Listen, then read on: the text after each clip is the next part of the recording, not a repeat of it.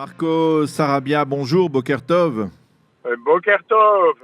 Merci d'être avec nous ce matin sur Studio Qualita. Je rappelle que vous êtes militant travailliste, membre du parti travailliste du camp sioniste. Et ce matin, nous avons voulu vous parler pour essayer de voir avec vous, de mesurer avec vous l'impact de la manifestation qui s'est tenue samedi soir dans les rues de Tel Aviv et qui n'était pas, on va le dire, sans rappeler certains mouvements de protestation sociale qui se sont déroulés durant l'été 2011.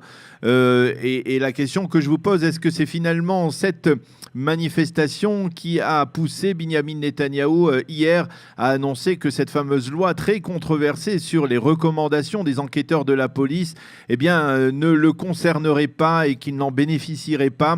Est-ce que vous pensez que les deux sont liés? Écoutez, je pense que c'est tout un contexte, c'est-à-dire que cela fait plus d'un an que le Premier ministre est sous le feu de plusieurs enquêtes sur des présomptions de corruption. Et donc, les manifestations, en fait, ce n'est pas nouveau. C'est-à-dire que oui. voilà un an qu'il y a tous les samedis soirs une manifestation près de la maison du procureur de la République, du conseiller juridique. Conseiller juridique du gouvernement, mais en fait, qui joue aussi un petit peu le rôle de procureur de l'État. Puisque c'est le même rôle en Israël. Et donc, mais on a eu le sentiment que quelque part il y a eu une démarche assez intéressante et intelligente, peut-être aussi de transposer cette manifestation d'un endroit qui, on va dire, est assez, on va dire, anodin, puisque c'est Petah Tikva, c'est proche du domicile de Avichai Mandelblit, vers un endroit qui est nettement plus symbolique. Lorsque l'on manifeste par plusieurs milliers de personnes, sur le boulevard Rothschild, où s'est déroulée la protestation sociale, le mouvement très vaste de protestation sociale de l'été 2011, il y a là un symbole. C'est vrai, il y a un symbole. Je pense que quand même une protestation qui dure aussi longtemps, je pense qu'au bout d'un moment, et ça fait boule de neige, parce que c'est les dirigeants de cette grande protestation, c'est Eldad Yaniv, Benny Naftali et Ibi Benyamin.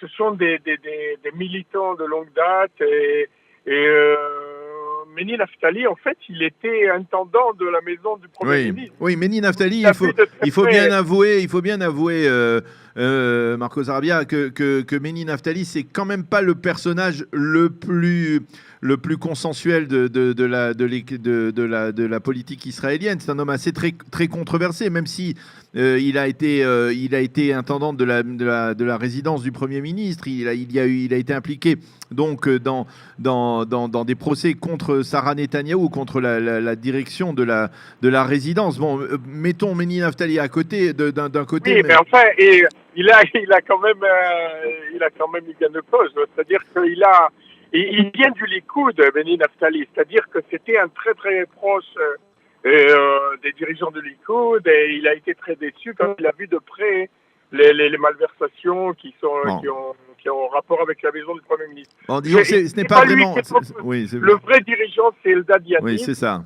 Qui est un militant de longue date, qui est avocat de formation et qui demande, qui exige déjà depuis un an, mais il n'est pas tout seul, évidemment. C'est-à-dire qu'il y a beaucoup de militants, et pas forcément de la gauche, qui demandent, qui exigent des élus de l'honnêteté, de la... Alors c'est ça, parce que c'est la question en fait centrale, parce que si Binyamin Netanyahou, si l'opinion publique et si les membres du Likoud, on va dire l'électorat traditionnel du Likoud, continuent à soutenir Binyamin Netanyahou devrait rester, même s'il risque d'être inculpé, il devrait rester Premier ministre. Parce qu'il y a, en général, et on l'a vu dans l'affaire Olmert, c'est en fait, ce sont souvent les membres du parti qui entraînent ou qui provoquent la chute de leur leader lorsqu'ils considèrent que celui-ci est devenu un fardeau plutôt qu'un atout. Est-ce que vous...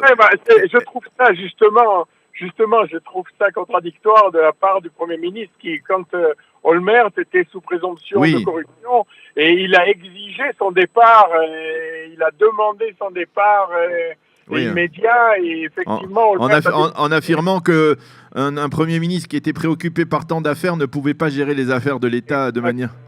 Exactement. Alors la question c'est la question que je vous pose c'est est-ce que dans ces manifestations, en particulier dans la manifestation de samedi qui a eu un impact important, il y avait autre chose que des militants travaillistes ou des militants centristes peut-être de Yair Lapid? Est-ce que vous avez vu parmi les manifestants des gens du Likoud aussi?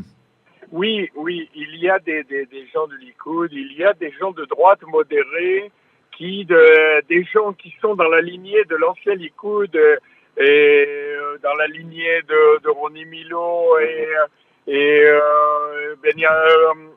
de l'époque de Begin. C'est-à-dire qu'à l'époque, les élus pensaient d'abord à l'intérêt du public avant leur intérêt personnel. Et quand on pense que, par exemple, à l'époque, Rabin avait démissionné pour un compte de sa femme qui est de $1000 qui était resté aux États-Unis. Mais il s'agit d'affaires de milliards de shekels. Et par exemple, l'affaire des sous-marins qui profitent et pas mal de proches de Netanyahou. Et comme par hasard, il a acheté des sous-marins et d'une société allemande et contre l'avis du ministre de la Défense un peu, Bougie Ya'alon, et de l'époque. C'est-à-dire que il y a comme une présomption qu'il y avait intérêt d'acheter ces sous-marins, et il s'agit de milliards de dollars.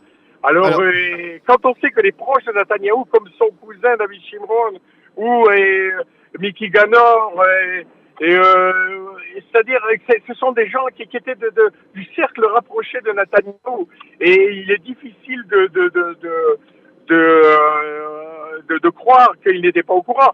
Bon, s'il n'était pas au courant, c'est encore pire, je pense, parce que ça veut dire qu'il domine rien de la situation de ce qui se passe dans son ministère. Et s'il était au courant, donc c'est de la corruption pure. Et donc, je pense que la situation de M. Netanyahou est vraiment... Il est clair qu'il faut laisser à la justice le temps de faire ses travaux, mais comme on le dit en hébreu, les tachanot, les moulins de la justice n'agissent pas rapidement en Israël. C'est vrai que c'est peut-être parfois... Mais finalement, est-ce que vous ne craignez pas que ces manifestations, devant c'est-à-dire liées au conseiller juridique du gouvernement, ces reproches faits au conseiller juridique du gouvernement ne risquent finalement de se retourner d'une certaine manière contre les manifestants? Parce que la justice, elle doit, comme je le disais, elle doit faire son travail sans être influencée ni d'un côté ni de l'autre. Pourquoi, dans le cas précis, des gens qui affirment, comme les militants travaillistes ou les militants du centre, affirment être les gardiens de la démocratie, ne font pas confiance à des juristes, à des gens qui ont été désignés et qui sont apparemment, on va dire, tout à fait impartiaux.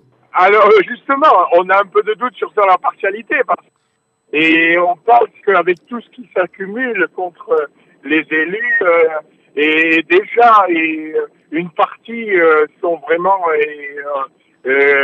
pratiquement coupables, puisqu'on a quand on a désigné quelqu'un pour témoigner contre les autres, et comme Yitzhak Moulchou, même David Shimron, qui est le cousin du Premier ministre, on lui a demandé de témoigner contre les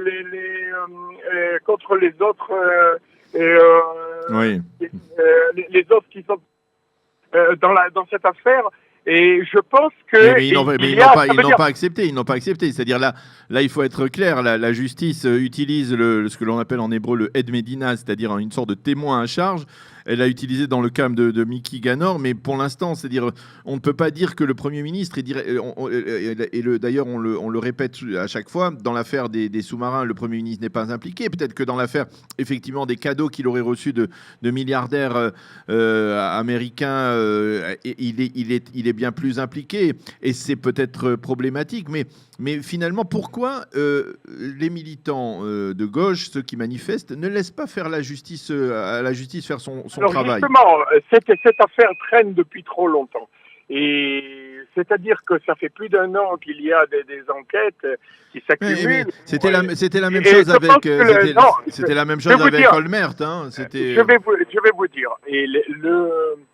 Et si vraiment il n'y avait rien, comme l'a prétendu le Premier ministre, Ouais, il n'y aura rien parce qu'il n'y a rien. ouais. Eh bien, pourquoi et faire une pression énorme pour faire avancer une loi qui cacherait justement une inculpation policière Ok. c'est-à-dire que Je rappelle que je rappelle que la loi cette loi des recommandations n'est pas destinée à cacher, on va dire la culpabilité, la culpabilité ou non d'un premier ministre ou d'un homme politique. Elle est destinée à empêcher les policiers de publier des recommandations. C'est-à-dire le dossier, il arrive entre les mains du conseiller juridique du gouvernement et c'est lui qui devrait décider parce que c'est finalement lui qui aura le dernier mot. Netanyahou, déjà aussi, il y a 20 ans, avait été impliqué dans des affaires de cadeaux. Et finalement, c'est le conseiller juridique du gouvernement de l'époque qui avait décidé de ne pas l'inculper. Donc, mais le public a le droit de savoir si il y a une inculpation policière, ou même 2, 3. Là, il s'agit de 4 affaires, en fait, contre le Premier ministre. Je pense que le public a le droit de savoir s'il y a quand la police dépose une inculpation, ça veut dire qu'il y a elle preuves. dépose une recommandation d'inculpation. Recommandation Il faut être d'inculpation. précis parce que c'est important. Elle ne peut pas décider d'inculper. Elle peut recommander au conseiller juridique du gouvernement d'inculper. Alors, je pense que si on fait confiance au conseiller juridique, on doit aussi faire confiance à la police. C'est-à-dire que si la police ne traînerait pas un élu, ne recommanderait pas un procès, de traîner en justice un élu, surtout de ce niveau, s'il n'y avait pas des preuves très lourdes. Alors, si vraiment il n'y a rien à se reprocher, pourquoi cette pression? Pourquoi cette pression? C'est-à-dire que si vraiment tout est transparent, moi je pense qu'un élu a le devoir de transparence. C'est-à-dire que ça, c'est vrai. Nos élus, c'est notre modèle, c'est notre vitrine aux yeux du monde entier, c'est notre guide, c'est lui qui a la sécurité d'Israël entre ses mains. Donc, quand il fait un achat de sous-marins contre l'avis du ministre de la Défense et qui, comme par hasard, profite et fait entrer des millions dans les poches de ses proches, là, il y a des preuves. Et il y a des preuves, on doit avoir peur pour notre sécurité, pour la direction de l'État. Et c'est normal que les lecteurs sachent, à mon avis. Parce que, voilà, comme on l'a vu, le procureur le conseiller juridique du gouvernement, il n'est pas pressé de faire avancer cette affaire. Ou alors Marco Sarabia peut-être que... Non, attendez, regardez, une seconde. Et le procureur, le conseiller juridique, il est entre deux feux. D'un côté, il doit défendre les intérêts du gouvernement, et d'un autre côté, il doit défendre l'intérêt du public. Et c'est parfois, comme dans ce cas-là, les intérêts sont contraires. Et donc, il est comme paralysé, comme coincé, et il se peut que c'est ça qui le fasse traîner. Moi, je pense qu'il est normal qu'on exige d'un homme de cette responsabilité qu'il ne fasse pas traîner une affaire de cette importance. Et après, si on dit que la justice n'a pas été suffisamment précise parce qu'elle a voulu bâcler une enquête alors qu'il y avait des problèmes et des interrogatoires à faire subir ou des preuves à essayer d'obtenir, alors après, on dirait que la justice ne fait pas son travail comme il le faut. Non, mais c'est pas la justice. Non, attendez. Non, le conseiller juridique du gouvernement, et en fait, il ne fait que recommander une procédure juridique. Après, la procédure juridique, elle prendra peut-être des années. Mais la recommander, c'est tout à fait autre chose. C'est-à-dire que ça veut dire qu'il y a des preuves assez importantes pour une inculpation. C'est tout. C'est-à-dire Ça veut qu'après, dire la que justice, elle D'accord. prendra tout ce temps. Là, il s'agit pas de la justice, il s'agit d'une enquête policière. Bon, écoutez, David, Marco Sarabia, je crois qu'on a bien compris effectivement qu'il y a effectivement un problème dans ce grand débat qui anime la société israélienne, hein, en particulier ces dernières semaines, un véritable problème moral et éthique lié à Binyamin Netanyahou, lié au Premier ministre, mais il y a aussi un problème lié aux structures de la justice israélienne, au fait que, eh bien, quelque part, comme vous le mentionnez, le statut du conseiller juridique du gouvernement est un statut assez problématique dans la réalité juridique israélienne. Je vous remercie de nous avoir... Alors, juste un tout petit mot pour pour terminer. Et Monsieur Uzi Arad, qui était le conseiller stratégique du gouvernement, de Binyamin Netanyahou, qui était le conseiller de la sécurité nationale. Voilà. Alors, il a proposé en fait de monter une espèce de commission de lutte contre la corruption et qui serait complètement indépendante. Et je pense que c'est une bonne idée, c'est-à-dire qu'il ne dépendrait pas du gouvernement et qui serait uniquement au service de la justice et de la vérité. Et ça existe dans beaucoup d'autres pays. Et je pense que peut-être que cela s'imposera, parce qu'il y a déjà, depuis des années, beaucoup d'affaires de corruption dans les collectivités locales, mais c'est dans évidemment un périmètre plus petit, quoi. Hein. Tandis que là, il s'agit d'énormes affaires. Hein. Voilà, c'est tout. Je pense que le public doit être devant et la priorité pour chaque élu. D'abord l'intérêt public et ensuite son intérêt à lui.